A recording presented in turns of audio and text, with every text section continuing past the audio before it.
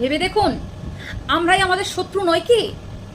আর আমাদের মধ্যে বিভেদ দেখে আমি তখনও বলেছিলাম, আচ্ছা অন্য কমিউনিটির মানুষকে আমরা এত গালমন্দ করি, একবার ভেবে দেখবেন তো এই দিনটা তো হবারই ছিল, কেননা সুযোগ সবাই খোঁজে। স্বামী স্ত্রীর মধ্যে যখন অশান্তি শুরু হয় তখন কিন্তু থার্ড পার্সন তখনই সুযোগ নেয়, যখন সেই ভেতরের কথাগুলো বা যখন উইক পয়েন্টটা জানতে পারে যে এদের দুজনের মধ্যে মিললে এই সময় আমি ঢুকতে পারবো, এই সময় একটু কিছু ক্যাচাল পাকাতে পারবো। ঠিক তেমনি হয়েছে আমাদের অবস্থা। এখন যেটা উপায় যদি বলতে চান, তাহলে উপায় একটাই, যদি নিজেদের ধর্ম, নিজেদের সমস্ত কিছু, যে যার ধর্মকে সবাই রেসপেক্ট করুক। আগাগোড়াই এই কথাটা বলে এসেছি, সবার ধর্ম সর্বোপরি, সবার উপরে। কিন্তু তার উল্লঙ্ঘন বা তার লঙ্ঘন যদি কেউ করে, তাহলে সেই সময় ভেবে দেখা উচিত, বা নিজেদের আত্মরক্ষার খাতিরে যেগুলো করা উচিত আমার মনে হয় করা দরকার।